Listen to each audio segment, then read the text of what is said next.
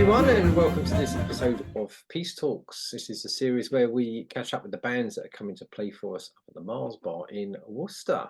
And today I'm joined by Kemani Anderson from Secret Night Gang. Hi, Kemani. Hi Dave, thanks for having me on. Honestly looking forward to playing in Worcester on Thursday. It's going to Thursday, be a yeah, really Thursday the good time. 30th of May. And this is going to be a special one for us, Kemani, because we've been running Music Spoken here at the Marr Bar for 2 years. It was May Oh, wow. 2022. The first band we actually had on was Yolanda Charles, the bass player, and a Funk Ultra band, and then Wicked. that sort of kicked everything off. And we've been going 2 years, so it's quite a special one for us. So I'm really glad that we've got a fantastic band coming all the way from Manchester. You guys, Absolutely, yeah. Literally going to yeah. try and bring the Mank vibes to you on Thursday. Brilliant. Should be great. So yeah, so the band was formed, I believe, by yourself and Callum Connell. Yeah, That's correct, yeah. yeah. So around about like 18, Hmm. 18, 19 when we started the group, but the whole vision started years ago because me and Callum, we've been friends, childhood friends from like the age of 7. Oh, cool. Yeah, so we played like football together in Manchester, and then we lost contact for a bit, and then went to the same high school. Didn't even know that we went to the same high school for a year, and then it was through music because we both played steel pans. Okay. Uh, so it was literally through like playing steel pans, like that we would then like be like, wait a minute, I recognize you. And I was like, I recognize you too, and then it was just literally went from there really. Oh, brilliant. But yeah, like, and the story goes on, but like, yeah, it's been such a journey, such a like to get to this point as well. So it's just been really an amazing experience so far. Cool. So how long's the band as Secret Night Game been going? So overall, the band's been going. Testing me now. It would be so it would be 6 years in July, but I don't know whether to mark it as 6 years in July or 6 years in September because we initially started the writing process like in July 2018, but we Right. wouldn't get into the studio until early September. Hmm. So I don't know whether to mark like July or September as like Ah, okay. that's Well, the just take the whole year, definitive. Yeah, celebrate the whole year, and pop it out absolutely. there. Every day, Six years. every day is a celebration, a secret night. Indeed. Yeah. Cool. And so Absolutely. your first album that I think that was titled Secret Night Game, wasn't it? The first one. That's Um, correct. Yeah. that was on in 2021, wasn't it? I think. Yeah. Yeah. Cool. October 22nd, 2020. Ah, there you go. Look at that. It remembers the date as well. That's And right. that was on Giles Peterson's Brownswood, wasn't it? That was, yeah. Yeah. We released that. So we initially released like two of the singles independently. One of them, Me and Wanna Be With You, and then the one that got Giles's attention, The Sun. Whilst he was on holiday, he heard our track, Hmm. and that's what really got the ball rolling for us, really. And then we would have like back and forth meetings and stuff. And by December 2020, we would then be signed to Brownswood, and then in October we would release the self-titled album Fantastic. Cool. Yeah. So I saw you first at it was the Mostly Jazz Funk and Soul Festival in in 2022. Birmingham. Actually, yeah, yeah. And that's because I moved up this way in 2018, but I sort of got started on this in Good. 2022. So I'd not been aware of that festival before then. But Oh wow. yeah, that was a great one because I just started up, and so I was out recruiting. So I don't know if you remember Rosie Frater Taylor played on that one, and Tom Yeah. as well. So But they. also Hmm? to mention, was that the same one that what they call now, the Fatback Band? They were there as well, weren't Yes, they? yeah, that's right. Yeah, yeah, yeah. Yeah. Yeah, that was late on the. I think that was late on the. Yeah, the sound. I think the speakers went a bit funny on the when the Fatback Band were on. I think if I recall. But Yeah, I heard about that. Yeah, someone went I wrong was with the on. sound.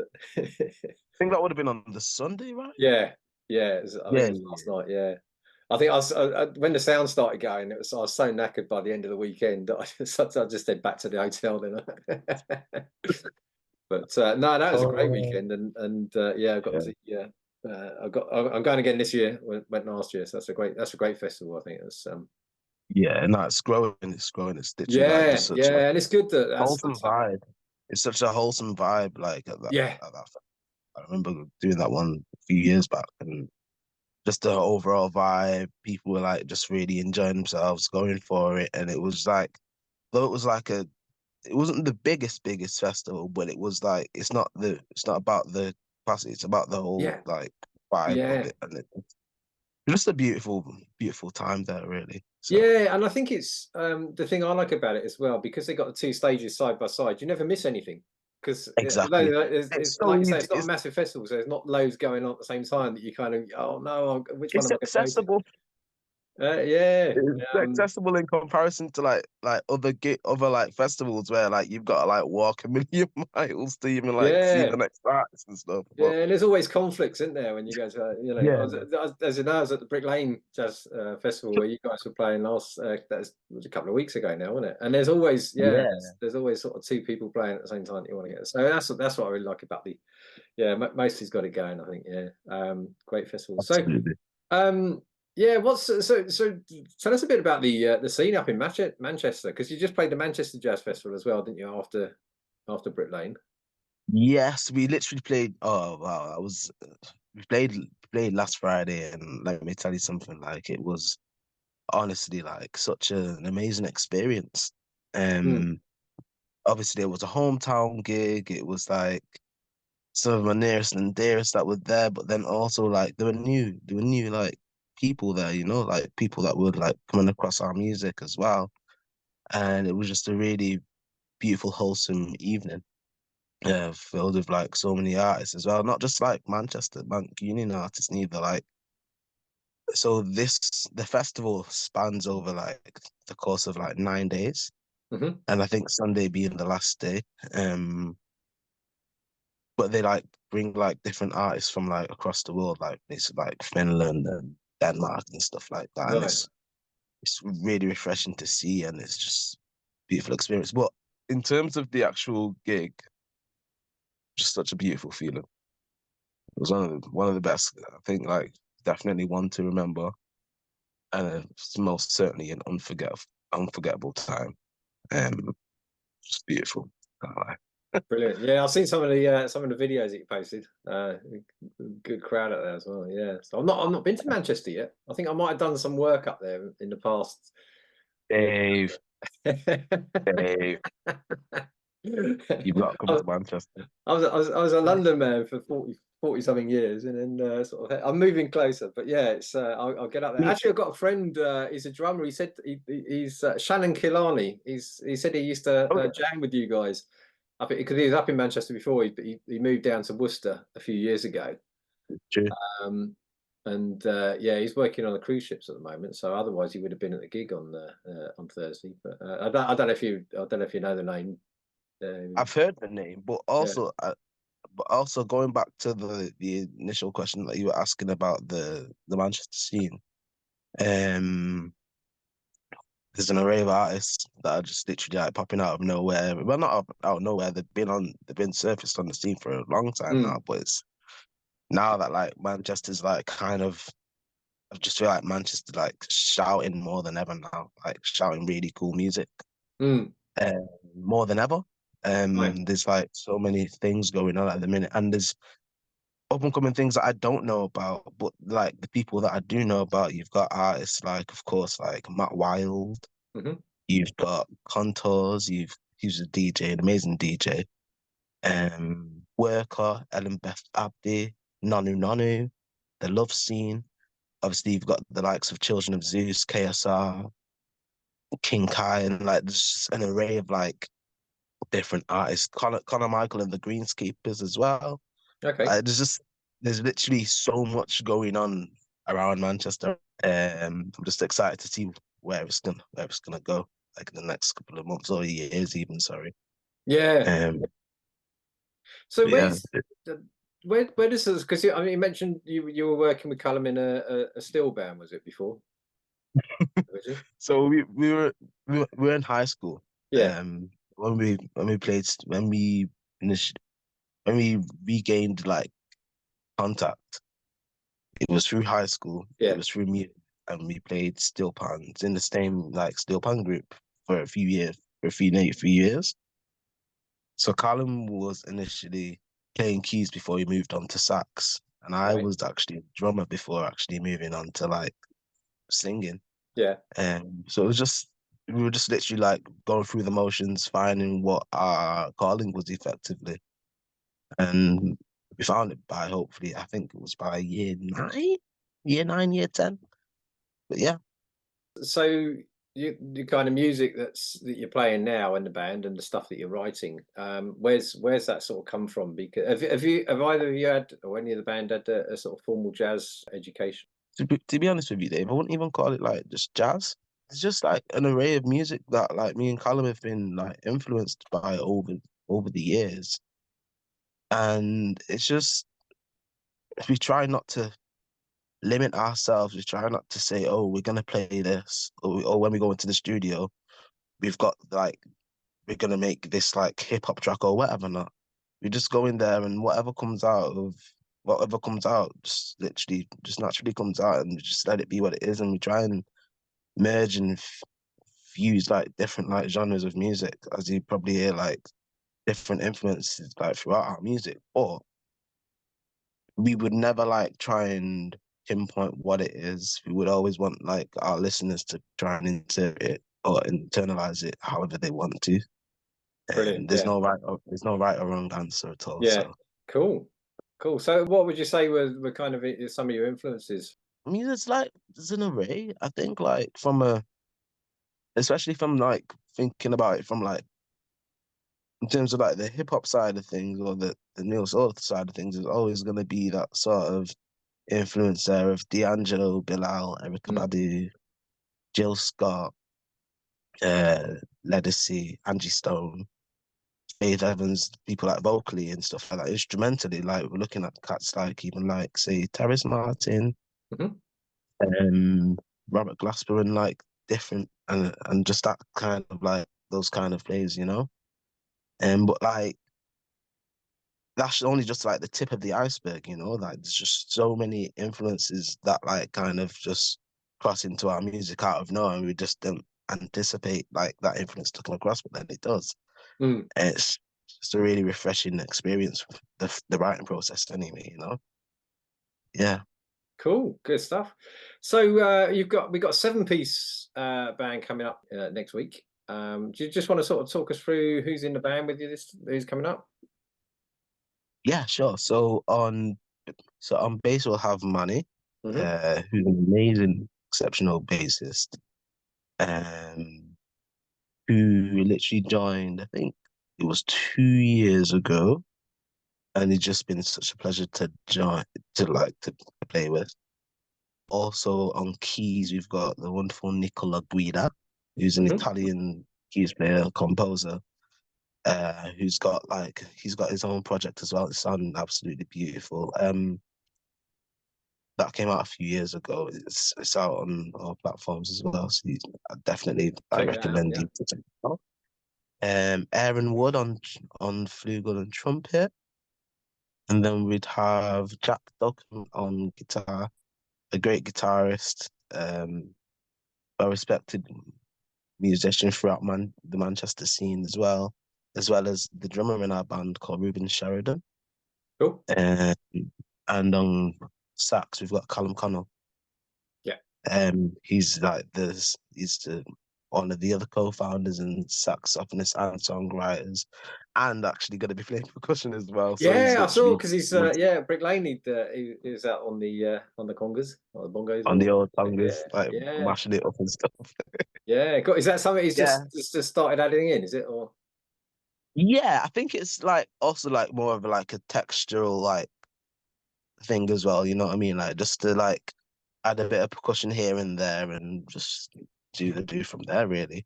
hmm. But yeah, and then obviously lastly myself, I'll be singing. So yeah, it should be really good vibes and hope everyone has a good time. Good stuff. Yeah, cool. We're really looking forward to it. And I know you've been busy over the last few weeks. It's festival season, so you're kind of all out there. I know in the past you've done Love Yeah. Supreme and We Out. Are you back at We Out Here at all? Any plans for that? So not as a band, no, but I'll be personally back there with someone else, which should be quite cool. So see what happens. Wicked. Um, but yeah, there's like a couple of festivals that we've got coming up. We've also got a Ronnie show as well Yeah, you're doing a in double there, aren't June. you, Yeah, in double Ronnie June? show, and then day after, straight away, we're doing the Brudenell Club in Leeds. Oh, So, well, so yeah, like it's gonna be quite a busy time, like throughout the summer, which I'm looking forward to. So yeah, cool. definitely. Cool. And then any plans for the next album yet, or that, a bit of a way off? I mean, come on, it's a Um, year since the yeah. last one. Well, what I will say is good things come to those who wait, and I believe that like there's some interesting things going on at the minute. But if I reveal all, then Of course, it wouldn't be living up to the name, Dave. Like we're literally Secret Night Gang. Like we've got to do our things absolutely, in and secrecy, you know? I can't leave that hanging as well because I love the story of where that name come from. So come on, share how you got the name with our viewers. Okay, so basically, so the original bassist in our band, it was called Stuart Whitehead. He had his son, at the time he was about maybe 4 or 5 years old, and he comes home one day and he says to his dad, "Oh, Dad, I've joined a gang at school." And his dad was absolutely like mortified, like scared, like not knowing what kind of gang this is. Bearing in mind it's like 4 or 5. Hmm, So then he's asking his kid about like what the gang is about and what it is, and when he's explaining it, it's just like a normal kiddies thing and stuff like that. And he was like, "Oh, I've got nothing to worry about. It's all good." So then he asks him, "Okay, then, so what's the name of this gang?" And then he goes, "Secret Night Gang." And I was like, "That's not a half bad name." And then like literally like, and at that time it's funny because we were literally struggling with like finding names. right, And when this name finally came up, at first me and Callum we were kind of like, we're like, it could work. We'll see what happens. But then, literally, ever since it was like kind of like put out into the universe, it just stuck with us ever since, really. brilliant. But yeah, Yeah, I don't know if you noticed because I get my listings in put into Jazzwise magazine, and they edited it to Secret Night Garden. So I don't know. yeah.